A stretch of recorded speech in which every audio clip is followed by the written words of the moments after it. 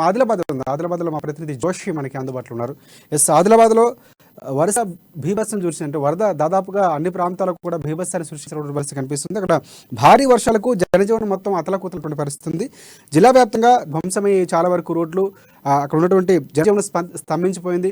జిల్లా మారుమూల గ్రామాలకు పూర్తిగా రాకపోకలు నిలిచిపోయినటువంటి అంటే వరుసగా దాదాపుగా 4-5 రోజులు వర్షం పడటం, పూర్తి స్థాయిలో చాలా వరకు అంటే డైలీ బయటకు వెళ్ళేవారు కానీ లేకపోతే ఉద్యోగస్తులు కానీ విద్యార్థులు కానీ ఇబ్బంది పడేటువంటి పరిస్థితి. కొన్ని ప్రాంతాల్లో పూర్తి స్థాయిగా వలలోకి ఇళ్ళకి నీరు రావటం, పంట పొలాలు తడిచి మొత్తానికి ఇది పూర్తిగా అక్కడ ఉన్నటువంటి అధికారులు కానీ లేకపోతే జోగురామన్ ఎమ్మెల్యే జోగురామన్ కూడా అక్కడ పరిశీలించినటువంటి పరిస్థితి కూడా కనిపిస్తుంది. ఈ నేపథ్యంలో కాంగ్రెస్ పార్టీకి సంబంధించినటువంటి రాష్ట్ర నాయకులు కంది శ్రీనివాసరెడ్డి పర్యటించిన పరిస్థితి కనిపిస్తుంది. పంట పొలాలు కానీ ఎవరైతే నష్టపోయే వరదల్లో నష్టానికి గురయ్యారో వాళ్ళందరూ పరామర్శించి ఆయన ధైర్యం చెప్పినటువంటి పరిస్థితి కూడా కనిపిస్తుంది. మొత్తానికి అక్కడ ఉన్నటువంటి పూర్తి పరిస్థితి ఏంటి జోషి చెప్పు.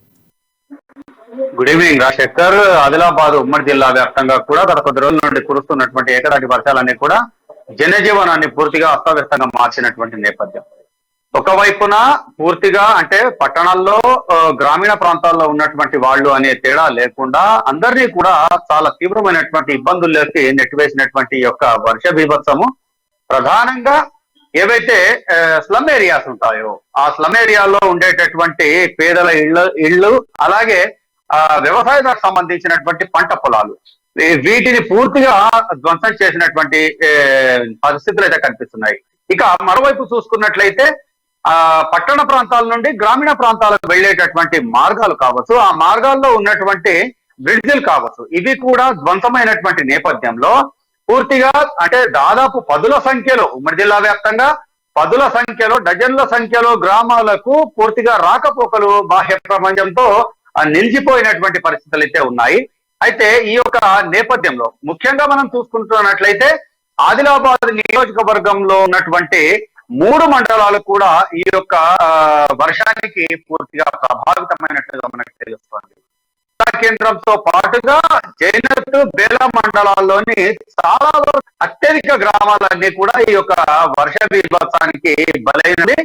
అక్కడ ఉన్నటువంటి గ్రామీణ ప్రాంతాల్లోని ఇళ్లలోకి వరదతో వాళ్ళ ఆహార ధాన్యాలు, బట్టలు, వాళ్ళకి సంబంధించినటువంటి అంతా కూడా వరద నీటిలో తడిసి ముద్ద కావడము లేదా కొట్టుకుపోవడం జరిగిన నేపథ్యం. ఇక మరోవైపు చూసుకుంటున్నట్లయితే కనుచూపు మేరలో ఎక్కడ కూడా భూమి అనేది కనిపించినటువంటి దృశ్యాలు అంటే పూర్తిగా వ్యవసాయ భూములన్నీ కూడా వరద నీటితో పూర్తిగా జలమయమై చెరువులను వాగులను తలపిస్తున్నటువంటి పరిస్థితులు ఇక్కడ దృశ్యాలు అయితే కళ్ళకు కట్టినట్టు కనిపిస్తున్నాయి. అయితే ఈ సందర్భంగా అధికారంలో ఉన్నటువంటి ఎమ్మెల్యే జోగు రమణ అలాగే వివిధ పార్టీలు అన్ని పార్టీలకు చెందినటువంటి నాయకులందరూ కూడా వరద ప్రభావిత ప్రాంతాలన్నిటి కూడా చుట్టి వస్తున్నటువంటి పరిస్థితుల్లో ఇక్కడ మనం ప్రధానంగా చూసుకోవాల్సింది ఏంటి అని అంటే ఒకవైపు అన్నదాతలుగా ఉన్నటువంటి వ్యవసాయదారులందరూ కూడా తమకు కోలుకోలేని రీతిలో నష్టాన్ని మిగిల్చినటువంటి ఈ యొక్క వరద బీభత్సం నుండి ప్రభుత్వం నుండి ఏదైనా సహాయ సహకారాలు అందాలి అనేటటువంటి ఆతృత ఆశతో ఆపన్న హస్తం కోసం ఎదురు చూస్తున్నటువంటి దుర్భర పరిస్థితి. ఇక మరోవైపు చూసినట్లయితే ఏవైతే వరద ప్రభావిత ప్రాంతాల్లో ఇళ్లలోకి నీళ్లు తోచుకొచ్చి సొంత ఊళ్ళల్లో ఇళ్లు వదిలి నిరాశ్రయులుగా మిగిలినటువంటి బిక్కుబిక్కుమంటూ కాలం వెళ్లదీస్తున్నటువంటి బాధిత జనాలు ఎవరైతే ఉన్నారో వాళ్లను మిగతా పార్టీలకు సంబంధించినటువంటి నాయకులందరితో పాటుగా ఎమ్మెల్యే జోగురామన్న కూడా పరామర్శలకు వెళ్తున్నటువంటి పరిస్థితి. కానీ ఇక్కడ ఒక తేడా మనం గమనించినట్లయితే అధికారంలో ఉండి ఆపత్కాలంకు సంబంధించినటువంటి సహాయ సహకారాలు అందించేటటువంటి పరిస్థితులు పూర్తిగా ఉన్నటువంటి జోగురామన్న కేవలం ఉత్తి చేతులతోనే జనాల వద్దకు పరామర్శకు వెళ్తున్నటువంటి పరిస్థితి ఒకవైపు. మరోవైపు అధికారంలో లేకుండా తన జీవిత కాలంలో ఇప్పటి వరకు ఏ పదవిలో కూడా లేకుండానే కేవలం తన స్వంత డబ్బులతో తన స్వంత ఖర్చులతోనే బాధితుల వద్దకు వెళ్తూ వాళ్ళకు అవసరమైనటువంటి ఆహార పొట్లాలను అందిస్తూ వాళ్లకు ఉపశమనం కలిగించేటటువంటి రీతిలో వ్యవహరిస్తున్నటువంటి కాంగ్రెస్ పార్టీకి చెందినటువంటి కంది శ్రీనివాసరెడ్డి మరోవైపు. అంటే ఈ 2 పరిస్థితుల్ని మనం చూసినట్లయితే పూర్తిగా అర్థబలం, అంగబలం, అధికార బలం అన్ని బలాలు ఉన్నటువంటి ఎమ్మెల్యే జోగురామన్న కేవలం తడి అంటే పై మాటలతోనే బాధితుల వద్దకు వెళ్లి మాట్లాడటము, ఉత్తి చేతులతో తిరిగి రావటము అనేటటువంటిది జరుగుతుంది. మరోవైపు కంది శ్రీనివాసరెడ్డి అలా కాకుండా ఉట్టి నోటి మాటలతో కాకుండా వాళ్ళకు తక్షణంగా అవసరమైన ఆహారం అంటే ఇంట్లో ఉన్నటువంటి ఆహార ధాన్యాలన్నీ కూడా, ఆహార పదార్థాలన్నీ కూడా కలిసి ముద్దై కొట్టుకుపోయినటువంటి నేపథ్యంలో వాళ్ళు అన్నమో రామచంద్ర అంటున్నటువంటి పరిస్థితుల్లో వాళ్లకు తక్షణ అవసరమైనటువంటి ఆహారాన్ని అందిస్తూ, ఆహార సరుకుల్ని అందిస్తూ వాళ్లకు ధైర్యవచనాలు చెప్తూ పర్యటిస్తున్నారు రాష్ట్ర నాయకులు కంది శ్రీనివాసరెడ్డి. అయితే కూడా ఈ యొక్క విషయాలను, ఈ యొక్క నేపథ్యాన్ని పూర్తిగా నిశ్చితంగా గమనిస్తున్నారు. వాస్తవంగా ఇప్పుడు ఉన్నటువంటి ఈ వరద ప్రభావిత ప్రాంతాలకు సంబంధించినటువంటి జనాలందరూ కూడా ప్రస్తుతం వాళ్ళు బాధితులు అనేటటువంటి దాంతో సంబోధించవచ్చు కాక, కానీ రాబోయే రోజుల్లో వాళ్ళందరూ కూడా నియోజకవర్గానికి సంబంధించినటువంటి పౌరుని మనం పేర్కొనాల్సినటువంటి అవసరం ఉంది. అంటే ప్రస్తుతం ఉన్నటువంటి ఇబ్బందికర పరిస్థితుల నుండి రాబోయే రోజుల్లో గట్టెక్కేటటువంటి పూర్తి అవకాశాలు ఉన్నటువంటి నేపథ్యంలో ప్రస్తుతం వాళ్ళ ఆపత్కాలంలో ఆదుకున్నటువంటి ఆపన్న హస్తం ఎవరు అనేటటువంటిది కూడా జనాలు అంత తొందరగా మర్చిపోతారు అనేటటువంటి మర్చిపోరు అనేటటువంటి విషయాన్ని కూడా ఇక్కడ మనం కొంత గమనంలోకి తీసుకోవాల్సినటువంటి అవసరం ఉంది. ఒకవేళ ఇదే కనుక జరిగినట్లయితే మాత్రం రాబోయే రోజుల్లో అధికారంలో ఉండి కూడా తమకేమీ చేయలేనటువంటి ఒక ఫెయిల్యూర్ నాయకుడిగా, ఫెయిల్యూర్ ఎమ్మెల్యేగా జోగు రామన్న మిగిలిపోయేటటువంటి అవకాశాలుండగా, మరోవైపు తనకి ఎటువంటి అధికారము అలాగే ప్రభుత్వానికి సంబంధించినటువంటి నిధులు. రైట్ జోషి, అంటే మనం మాట్లాడుతుంటే మీరు ఫెయిల్యూర్ అంటే నిజంగా చెప్పాలంటే అమాన్యూస్లో చూస్తున్నటువంటి విజువల్స్ చూస్తే మనకి అది తార్కాణంగా చెరువు కల్పిస్తున్నటువంటి పరిస్థితి. సాధారణంగా టౌన్లో ఎక్కడైనా ఒక పెద్ద సిటీలోనో ఉన్నటువంటి పరిస్థితి అక్కడ ఒక ప్రాంతాల్లో కనిపిస్తున్నటువంటి పరిస్థితి. అంటే పూర్తి స్థాయిలో అక్కడ ఉన్నటువంటి డ్రైనేజ్ వ్యవస్థ కానీ, రోడ్లు కానీ సరైన స్థాయిలో ఎమ్మెల్యే జోగిరా కానీ ఫెయిల్ అయిపోయారు. పూర్తి స్థాయిలో అక్కడ అభివృద్ధి పనులు జరగలేదు అనడానికి నిదర్శనం. దాదాపుగా ఆయన 14 సంవత్సరాలు ఎమ్మెల్యేగా చేసినా కూడా ఎక్కడ కూడా పూర్తి స్థాయిలో అభివృద్ధి లేదు అనడానికి ఒక తార్కాణంగా సాక్ష్యంగా నిలుస్తున్నటువంటి పరిస్థితి కనిపిస్తుంది. ఈ నేపథ్యంలో ఏదైతే వ్యతిరేకత అనేది ఉన్న నేపథ్యంలో కాంగ్రెస్ పార్టీకి సంబంధించినటువంటి రాష్ట్ర నాయకులు కంది శ్రీనివాసరెడ్డి చేస్తున్నటువంటి ఆపన్న హస్తం ఏదైతే ఉందో, అంటే వారికి కనీసంగా తక్షణంగా ఆ సమయానికి బిల్డింగులు కట్టేవకపోయినా పూర్తి స్థాయిలో ఆహార ఆకలితో ఉండకూడదు అన్నటువంటి సహృదయంతో చేస్తున్నటువంటి కార్యక్రమం అనేది ఖచ్చితంగా ప్రజల్లోకి వెళ్ళే అవకాశం ఉంది. ఇటువైపు జోగురామన్న కొంతవరకు ఇబ్బంది కలిగే అంశం అనుకోవచ్చు మనం.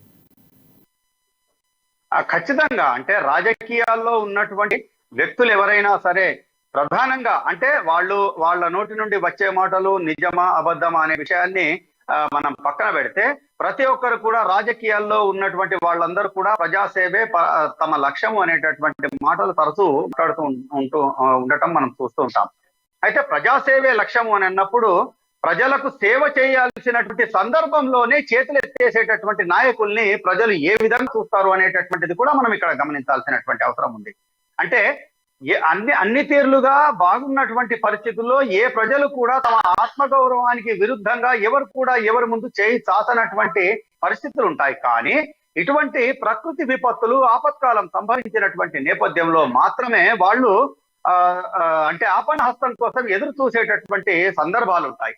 కనీసం ఇటువంటి సందర్భంలోనైనా సరే అన్ని విధాలుగా అంటే వనరులు ఉండి కూడా సహాయం చేయనటువంటి ప్రజానాయకుడిగా పేరు చెప్పుకునేటటువంటి వ్యక్తులను వాళ్ళు ఏ విధంగా చూస్తారు అనేటటువంటిది కూడా కొంత ప్రజల్లో ఇప్పుడు చర్చ జరుగుతున్నటువంటి నేపథ్యం. ఈ యొక్క వర్షాభావ పరిస్థితులు ఇప్పుడప్పుడే సమసిపోయేటటువంటి పరిస్థితులు లేవు అనేటటువంటిది వాతావరణ శాఖకు సంబంధించినటువంటి సూచనలు, హెచ్చరికలతో మనకు తెలుస్తుంది. రాబోయే రోజుల్లో కూడా ఈ యొక్క వర్షాభావ పరిస్థితి, ఈ యొక్క భారీ వర్షాలకు సంబంధించినటువంటి పరిస్థితులు ఇలాగే కొనసాగేటటువంటి అవకాశాలు ఇంకా ఉన్నటువంటి నేపథ్యంలో ఈ యొక్క వరద బీభత్సం మరింతగా పెరిగేటటువంటి అవకాశాలు ఉన్నటువంటి నేపథ్యంలో ఇప్పుడే కేవలం అంటే కేవలం నోటి మాటలతో కట్టిబెడుతూ వాళ్ళని ఇంత ఊరడింపులకు గురి చేసేటటువంటి మాటలతోనే తన పర్యటనలు ముగిస్తున్నటువంటి ఎమ్మెల్యే జోగురామన్నను వాళ్ళు ఒక రకంగా తమకేమీ చేయనటువంటి నాయకుడిగానే పరిగణించేటటువంటి అవకాశాలే పుష్కలంగా కనిపిస్తున్నటువంటి పరిస్థితి. అంటే నష్ట నివారణ చర్యలుగా ఈ తర్వాత కాలంలో ఏం చేసినప్పటికీ కూడా వాళ్ళు ఆపద నుండి గట్టెక్కిన తర్వాత జనాలకు ఏం చేసినా కూడా అది నిష్ప్రయోజనంగానే మిగిలిపోతుంది తప్ప దానికి ఎటువంటి ఫలితము ఉండేటటువంటి అవకాశాలు లేవు.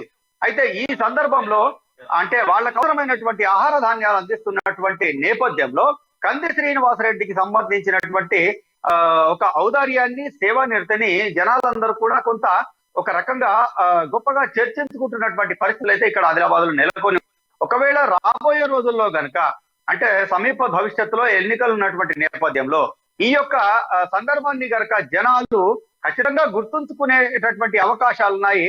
ఆ కోణంలో చూసినట్లయితే ఖచ్చితంగా ఈ యొక్క వరదలు అనేటటువంటివి వరదల్లో జనాల మధ్య పర్యటిస్తూ కేవలం ఉత్తి చేతులతోనే పర్యటిస్తున్నటువంటి ఎమ్మెల్యేగా జోగు రామన్నను వాళ్ళు తిరస్కరించేటటువంటి అవకాశాలు కూడా కొంత ఉండే అవకాశం ఉంది రాజశేఖర్. జోష్ అంటే మీరు చెప్పినట్లు ఎమ్మెల్యే పర్యటించినప్పుడు కూడా పూర్తిస్థాయి ఎవరికి కూడా శాశ్వత పరిష్కారం చేసే దిశగా కానీ లేకపోతే వారికి ఏదైనా సహాయం చేసే దిశగా అక్కడ ఉన్నటువంటి పర్యటన లేనటువంటి పరిస్థితి కనిపిస్తుంది. అంటే ఆయన వెనక అధికారులు ఎవరైనా వచ్చారంటే ఎంతవరకు నష్టం జరిగింది, పంట నష్టం కానీ లేకపోతే ఇళ్ల ధ్వంసానికి సంబంధించి కానీ లేకపోతే కుటుంబ సభ్యులు ఎంతవరకు నష్టపోయారు, అక్కడ ఉన్నటువంటి పరిస్థితులు పూర్తిగా గణాంకాలు వేసుకున్నటువంటి పరిస్థితి ఏమైనా ఉందా? రాజశేఖర్, ఇది వరకు అంటే వేసవి కాలంలో వేసవి పంటలు ఎవరైతే వేసుకున్నారో అప్పట్లో కురిసినటువంటి రోజుల తరబడి కురిసినటువంటి భారీ వర్షాల కారణంగా నష్టపోయినటువంటి పంటకు నష్టపరిహారం ఎంత అనేది లెక్కించడానికి చేపట్టాల్సినటువంటి సర్వేకే ఇప్పటి వరకు దిక్కులేనటువంటి పరిస్థితి.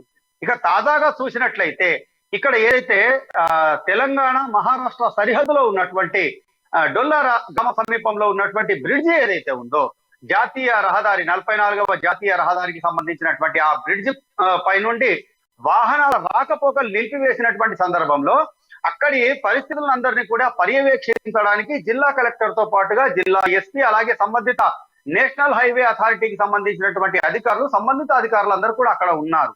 వాళ్ళకు సంబంధించి ఈ యొక్క బ్రిడ్జి పరిస్థితి ఏంది, ఇక్కడ నుండి రాకపోకలు అనుమతించవచ్చా లేదా అని దాన్ని చూడడానికి సంబంధిత నిపుణులు కూడా ఉన్నటువంటి పరిస్థితి. అక్కడ ప్రజాప్రతినిధులకు అక్కడికి వెళ్లాల్సినటువంటి అవసరం ఏ విధంగానూ లేదు, జనాలందరికీ కూడా తెలుసు. కానీ అక్కడ కేవలం ప్రచారం కొరకు మాత్రమే పర్యటించినటువంటి ఎమ్మెల్యే అదే వరద ప్రభావిత ప్రాంతాల్లో పర్యటించినప్పుడు మాత్రం కనీసం ఏ ఒక్క అధికారిని కూడా వెంట పెట్టుకోకుండా కేవలం రాజకీయ టూర్లు కానీ వీటిని చేయడము అనేటటువంటిది కూడా ఇప్పుడు ప్రస్తుతం ఇక్కడ చర్చనీయాంశంగా మారుతున్నటువంటి నేపథ్యం. అదే సందర్భంలో గతంలో జరిగినటువంటి పంట నివారణకు సంబంధించినటువంటి నష్టపరిహారం కావచ్చు ఎంత అనేటటువంటి లెక్కలే ఇప్పటి వరకు తేల్చడానికి సర్వే చేపట్టినటువంటి ఎమ్మెల్యే ఇప్పుడు ప్రస్తుతం ఉన్నటువంటి పరిస్థితుల్లో ఈ సర్వే చేపట్టడానికి ఇంకెంత సమయం తీసుకుంటారు అనేటటువంటిది కూడా కొంత ప్రశ్నార్థకంగా ఉన్నటువంటి నేపథ్యం. ఒకవేళ కేవలం కంటి తుడుపు మాటలతో పర్యటనలు చేసినంత మాత్రాన సరిపోదు, తమను ప్రభుత్వ పరంగా ఆదుకునేందుకు చర్యలు తీసుకోవాలనేటటువంటి డిమాండ్లు వినతులు అన్నదాతల నుండి వినిపిస్తున్నటువంటి నేపథ్యంలో అవేమీ పట్టించుకోకుండా కేవలం తన ప్రచారం కొరకు మాత్రమే పర్యటించేటటువంటి సందర్భంలో జోగురామన్నను వాళ్ళు ఏ కోణంలో చూస్తారు అనేటటువంటిది మనం ప్రత్యేకంగా చెప్పాల్సినటువంటి అవసరం లేదు రాష్ట్రం.